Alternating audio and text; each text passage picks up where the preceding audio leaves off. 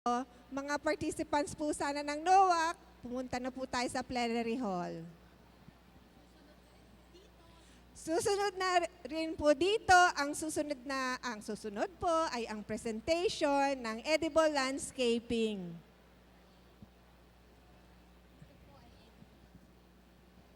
Dito po ang ating presentation.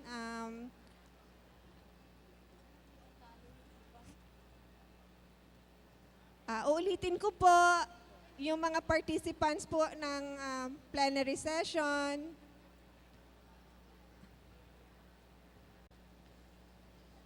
Today, this afternoon's speaker is no other than Ms. Mirna Katigbak Frago.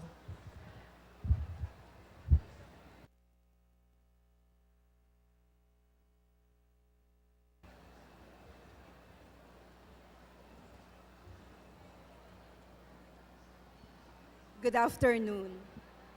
Magandang hapon po sa inyong lahat. It is a great pleasure and even more an honor for me to be invited here to speak to you and share about something about edible landscaping. I'm glad to be here because this is one of the very rare opportunities to meet a lot of people, organic farmers and soon-to-be organic farmers and organic lovers. When Ma'am Sandy invited me to talk and share something about edible landscaping, I was very hesitant to accept the invitation. I'm sorry. Because ako po ay hindi sanay humarap sa ganito napakaraming tao.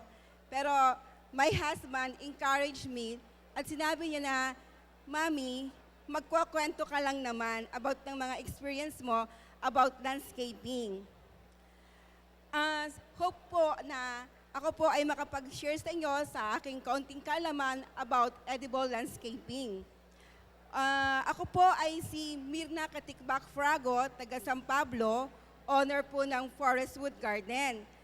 Ako po ay isang landscape designer, or minsan po tinatawag nilang landscape artist, or minsan po hobbyist. Hindi po ako landscape architect. Magkaiba po ang landscape designer sa landscape architect. Ang landscape architect po ay sila po, it is a course in college at yun po yung kumukuha ng board exam. Samantalang ito po namang landscape designer, ito po yung natuto po sila, learn through self-study at na-acquire o na-develop po nila yung kanilang skills through exposure, experience, and yun po, through exposure and experience. I am blessed lang po kasi po ako po ay may eye of an artist. Ano po ba yung eye of an artist? Yung po yung kahit po hindi po tayo kagaya po yun ng mga singer, ang mga singer hindi po sila nag-enroll sa School of Music. Wala silang formal education, pero kaya po nilang umawit ng may tono. Tama po ba? Tama po ba? Tama po. So yun po yung tinatawag na eye of the artist. So tayo po ay may mata, pero it doesn't mean na wala po tayong eye of an artist, hindi na po natin kayang mag-landscape. So kahit po kayo ay wala noon, kayang-kaya nyo po kasi ito naman po ay nadidevelop.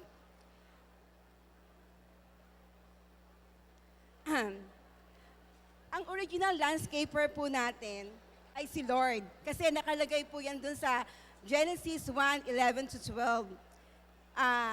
Then He commanded at the earth, produce all kinds of plants, those that bear green and those that bear fruits. And it was done. So the earth produced all kinds of plants and God pleased with what He saw.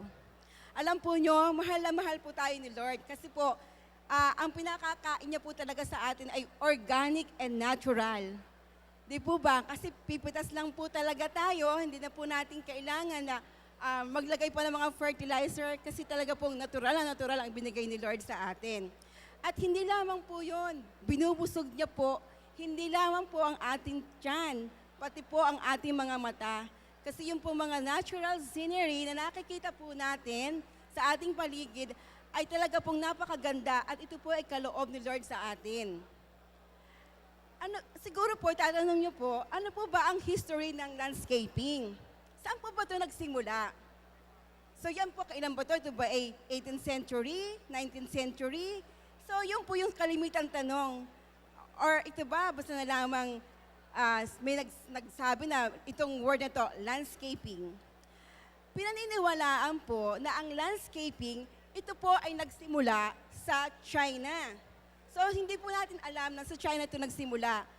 From China po, ito po ay nagkaroon po sila 100 years before Christ. Mayroon po silang tinawag na Zen Garden. Yung Zen Garden po, ito po nakikita nyo, ito po ay Japanese garden. Kasi mostly po, ang Zen Garden design, ina-associate sa mga Hapon, sa mga Japanese. Pero actually po, ito po ay nanggaling sa China. So pinaniniwalaan po na from Chinese, the Buddhist monk brought the Zen design garden from China to Japan. At the rest ay history po. So yung pong ating nakikita ngayon na yan, na Japanese garden, na small version, ito po yung mga nasa bahay po natin, na may mga pond. So ito po may mga meaning po to.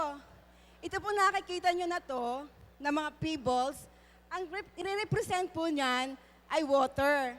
At ito po namang mga stone, ang i-represent po niyan ay mountain.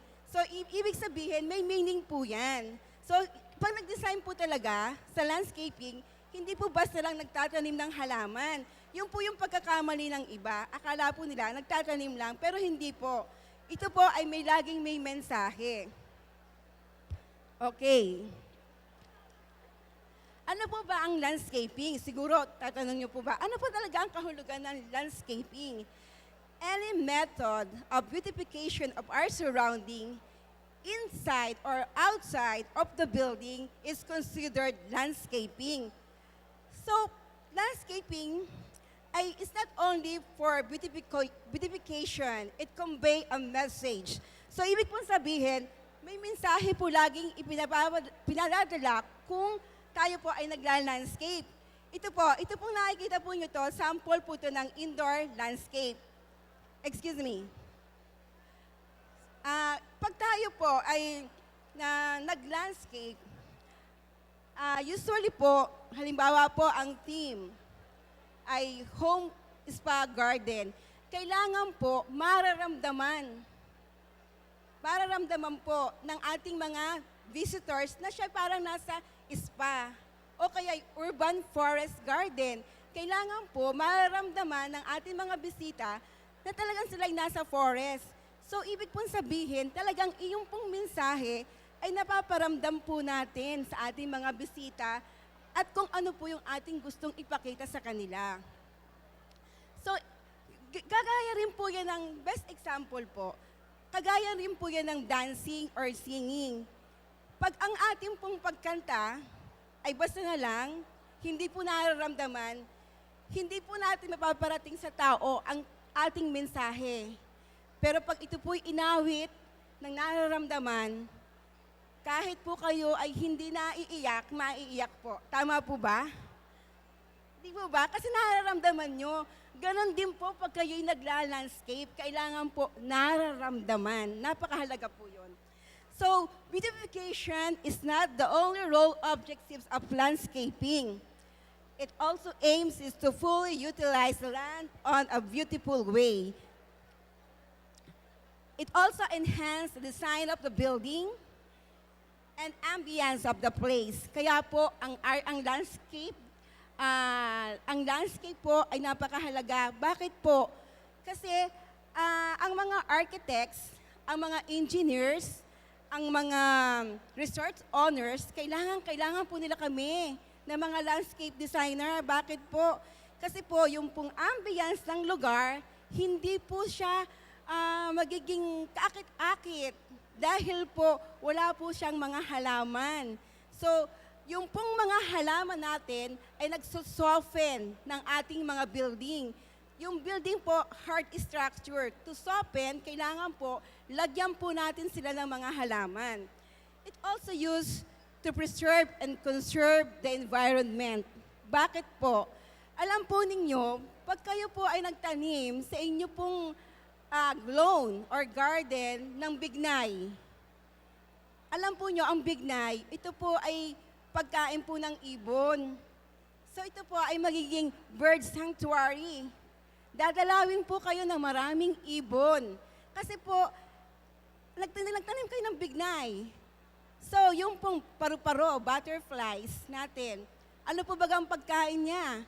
So kung kayo magtatanim sa inyong garden ng pagkain ng paru-paro, sure ako, isang araw, sasabihin nyo, napakarami ninyong butterflies na alaga. So talaga pong nakakatuwa. Napakahalaga rin po ng landscaping sa working area. Bakit po napakahalaga ng landscaping sa working area? Una, stress buster. Alam po ninyo, meron po kaming dinesign dito sa may Eastwood. Bakit po? Dito sa Eastwood, may call center po dito. So yung mga empleyado po sa call center, talaga sila po nag-work almost puyat. Talaga na-stress sila. Pero alam po ninyo, nung nilagay po yung landscape doon sa loob ng building, sila po ay nawawala yung stress nila sa work at yung productivity mo nila ay nag-i-increase. So napakahalaga po talaga ng plan sa loob at labas ng ating paligid. At alam po ninyo, sa mga may realtor, kailangan din po. Alam niyo kung bakit? It will increase the value of our property. Pag po tayo ay may mansion, napakalaking mansion, tingnan niyo po kapag walang landscape. Maaakit po ba kayo? Hindi po ba? Pero kahit po ang ating bahay ay bahay kubo lamang, pero ito po'y punong-puno ng mga halaman, talaga pong kayo ay wow. Tama po ba? Di po ba? Kahit po ang ating bahay ay bahay kubo, ngayon, lalo na po kung maraming mga tanim na mga gulay, siguro po ay aawit kayo ng bahay kubo. Ano po, mapapahawit po kayo ng bahay kubo kahit munti dahil punong-puno ng mga halaman ng ating paligid. So napakahalaga po.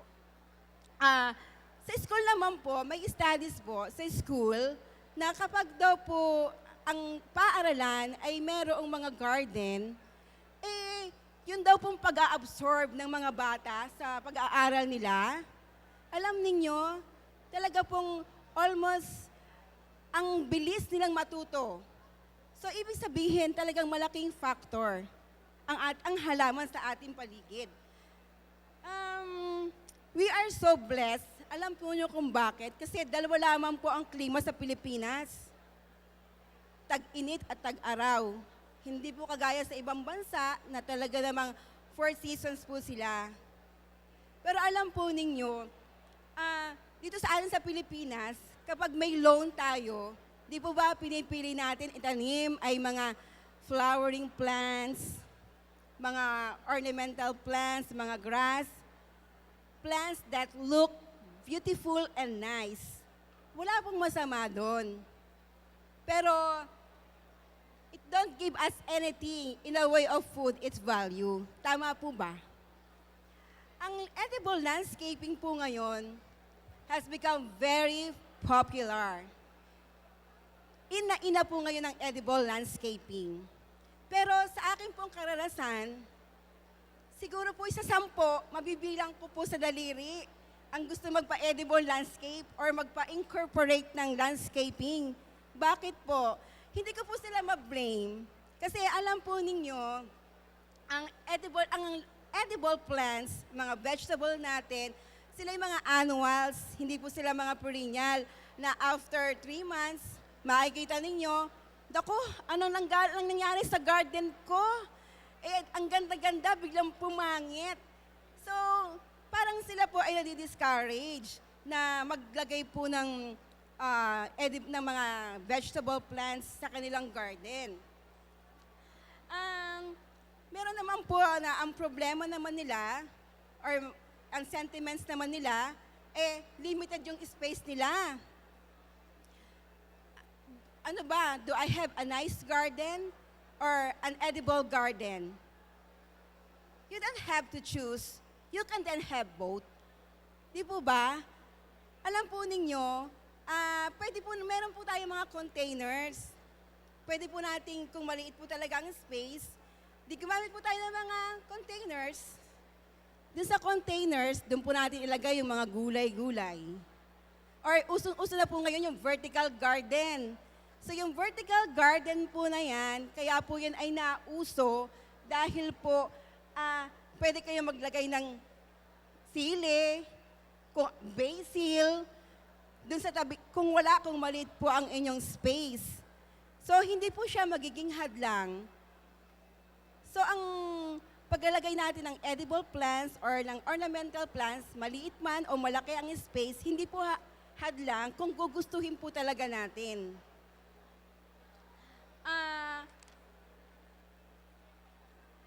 Ano po ba talaga ang edible landscaping? Kalimitan pong tanong nila. Ang edible landscaping po is a replacing of plants that are merely ornamental with producing plants, allowing you to create a functional landscape providing returns of your investment of water, fertilizers, and of course your time. But edible landscaping doesn't have to be all edibles. Edible landscaping is more than planting edibles. Alam po ninyo, edible plants can be combined in many creative ways with other ornamental plants. It can be mixed with other plants to form a beautiful combination. Mayroon po kasing sikreto dyan. Pwede ko pong ibigay sa inyong tip. Ang sikreto dyan. Siyempre, kung gusto po ninyo, kombinasyon ng ornamental plants at saka po ng edible plants para po maganda yung ating landscape. Yung pong ating mga edible plants, ilagay po natin sa mga pots. Ilagay po natin sa mga pots. Yung pong ating mga ornamental plants, siya po yung nakadirect sa lupa. Sila po yung i-direct natin doon. Kasi sila naman, hindi naman sila kagaya po ng mga vegetables, ng mga herbs, na natutunaw or after 3 months, 4 months, wala na. So kung tayo po ay may container po tayo. Habang maganda, nariyan po siya sa inyong landscape, then after harvest na po niyo yung mga gulay ninyo na doon, kamatis man or pechay, meron po kayo nakaprepare ulit na bago pa lang pinatutubo. The moment na ito po yung nag-deteriorate na ang beauty na nasa mga container natin, yun naman po ang time na yung nasa piniprepare ninyo, ilalagay nyo po doon sa container. So yung landscaping nyo is always on good shape. Lagi pong maganda kasi yun po ang problema. Naku, ayoko maglagay ng edible kasi ang pangit-pangit ng garden ko. So, yun po ang nagiging concern po nila. Share ko rin po, ano po ba ang advantage ng pag-incorporate po natin ng edibles in our garden? Una, we assure our food safety. Tama po ba? Kasi we know what kind of fertilizers, herbicides, and pesticide you use. Alam po natin na chemical-free. Kasi tayo po ang nagtanim. So yun po yung number 1, yung food safety. Second, growing our own crops is rewarding and fun. Bakit po? Alam po ninyo, good exercise po talaga ang mag-farming. Doon po sa amin sa farm, ang amin pong farm ay hindi po flat, rolling. So kung rolling, hindi pa po kayo nagtatanim, hindi pa po kayo nagha-harvest, talagang kayo po'y pawisan-pawisan na. Kasi po ay pagbaba pa lamang po doon sa area, talaga po namang kayo po ay na-exercise na. So, good exercise po talaga. So, talagang marami po tayo mga benefits na makukuha. At una po, we conserve and save the energy. Bakit po? Kasi no shipping, no refrigerations. Di po ba? Hindi na natin kailangan na mag-ref ng mga natira nating pagkain. Kasi sabi ko nga po, yung konsepto na pay and cook, gagawin na po nating pick and cook. Kasi mismo, doon po sa ating garden, kayo pipitas at lulutuin. Di po ba? Tama po ba? So,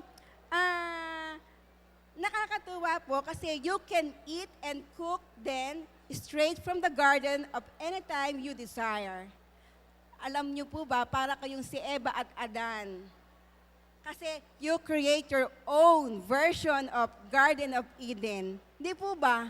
Alam po ninyo, yung pong kagaya, may isa po kaming friend na dumating, taga Manila. Sabi po niya, Mirna, bakit iba ang lasa ng inyong buko? Ang tamis-tamis. Alam nyo, tama po siya. Ang tamis-tamis po talaga. Bakit po? Kasi po, yung pong buko na nakikita po natin dito sa binebenta, dito, mga binebenta po na buko, yung po, from the farm, diha-harvest po nila yon. One day na po yun. Then, ita-travel pa po nila, 2 days na. Ngayon, kung minamalas-malas pa po kayo at naka-stock po doon sa kanilang tindahan, yung pala 4 days na kasi nasa ilalim yung nakuha ninyo. Di po ba? Yung pala 1 week old na yung inyong buko. So the point is, hindi na fresh. So, iba talaga na kayo po mismo nagtanim sa inyong bakuran kasi fresh na fresh. So, second po, the main goal po talaga ng edible plants is a diversify on your table and not just a look of your yard. Sa guidelines po tayo ngayon. Paano po ba gumawa ng isang edible landscaping? Yun po siguro ang tanong ninyo. Ano ba ang mga technique dyan? Naku, simple po, kaya po ninyo. Baka po mamaya ay kayo kakompetensya ko na. Tama po ba? So, unang-una po, make a sketch of your property. Number 1 po yon. Sketch niyo po yung property ninyo. Ilagay niyo po yung saan yung bahay niyo. Pag nailagay niyo po kung saan yung bahay niyo, isipin niyo po yung mga halaman o mga puno na ikikip nyo. Pag nakip po ninyo yon, second, papasok po tayo sa design process. Ano po yung design process? Ito po ay napakahalaga kasi bawat tao may kanya-kanyang needs. Different people, different needs. Tama po ba? Kung ako po halimbawa ay maraming anak, gusto ko po ang lawn ko maluwang. Yung garden ko, dyan lang, sa mga corner-corner. Kasi gusto ko, may space para makapaglaro ang aking anak. Kung ako naman mahilig sa party, eh di ganun din po. Gusto ko din po maluang, so dyan lang yung aking mga garden. So, ibig sabihin po, depende sa pangangailangan ng isang tao. Depende sa kanyang gusto. Kaya po, dyan pumapasok po yung team. So kaya po ako po yung nagla-landscape, ini-interview ko po yung aking nila-landscape. Tinatanong ko po siya, ano po ba ang inyong mga activity, ma'am? So napakahalaga yon, aalamin po natin yung kanilang activity. Yung pala, mahilig sa party, ang ginawa ko, pinuno ko ng garden yung kanyang, ng halaman, yung kanyang garden. Sana po siya magpa-party sa bubong. Di po ba? So, napakahalaga po na alam po natin yung design process. So, yung po yung isang technique doon, aalamin po natin. Second, choose your plants. Mahalaga din po malaman natin, ano po bang klaseng halaman ang ating itatanim? Ito po ba ay, i-consider po natin yung regional climate conditions. Bakit po? Kapag hindi po natin consider yon, ay yung gusto niyo po palang magtanim halimbawa ng, ano po ba yung sa Baguio yung tinatanim? Na mga gulay sa Baguio. Ano po? broccoli, yung basta yung mga tumutubo sa malalabig na area, eh kayo po naman ay nasa mainit na area. So, hindi po pwede yun. Yun po ay sa gulay. Eh sa ornamental plants naman po, kailangan alam po nyo ang sun orientation. Kasi ang halaman po ay dalawang klase. Isa pong sun lover, isang shaded lover. Ang ibig pong sabihin noon, yung isa po, ang halaman, gusto po niya full sun. Yung isa naman po, ayaw po niya ng sun. Ngayon, kung kayo po, hindi nyo po i-consider yon at nakakita po tayo ng halaman, ay gustong-gusto ko yun, bibilhin ko yun, tanim, tanim, tanim. Pag tingin nyo po kinabukasan, nasa na ang aking tinanim? Nako, puro sunog na po ang halaman natin. Bakit po? Kasi hindi po tama ang pagkakalagay. So, napakahalaga ng sun orientation. So, yan po, technique na po yan. Nako, nabawasan na ang aking kliyente. Yan. So, ganun po lang kasimple yun. Saka, pag dapat po, select the plants na nagdidemand po ng pare-pareho. Dapat po, isa po ang kanilang gusto. Tubig, mahilig sa tubig, mahilig sa full sun. Saka po tayo nag-design, hindi po yan parang sundalo. Alam po niyo yung sundalo na tuwid. Hindi po ganun. Pag tayo po yung nag-design, cluster. Hindi po yung, para pong tuwid na parang babarilin, ganun po, hindi po ganun. Parang design po, kailangan may drama, nagka-carve. So may mga principles din about doon kung paano po siya dinidesign. So doon na po tayo sa design pointers. Pag po tayo ay mag-landscape, para po yan, nakatingin po kayo sa picture, frame. You frame your house. Pag na-frame nyo po ang inyong bahay, titingnan nyo po yung area na hindi maganda at maganda. So yung maganda, yung po ang i-enhance nyo. Yung alam po nyo hindi maganda, ay syempre po, itatago natin. So doon po pumapasok yung application. Halimbawa po, ay meron po tayo doon sa unahan natin na tangke. Naroon pala yung tangke. Doon in-install ng ating installer ng water, yung tangke ng tubig. So ano po dapat natin gagawin doon? So itatago po natin siya. So ganun po. So i-apply din po natin ang principles of design. Alam po naman natin yan, yung balance, harmony, unity, may continuity, may dominance, may sequence, may rhythm, may repetition. At ang importante po, may focal point. Yung pong focal point, ito po ba yung isa na mayroon talagang yung mata ninyo ay ikokot noon. Yung po yung focal point na kahit po kayo ay nasa loob ng bahay ninyo, kita nyo po siya. Kasi usually po, ang ginagawa nila, di po ba ito yung bahay nyo? Doon sa tabihan ng bahay. Hindi po. Dapat po, pag kayo dumungo sa inyong bintana, kita nyo po yung inyong landscape. Para ano po? Para kayo masiyahan. Di po ba? So, edible landscape is the only form of gardening that truly nurtures all the senses. It can feed your soul and fill your belly. Organic farmers' friends, go outside the door, work with nature, eat your yard.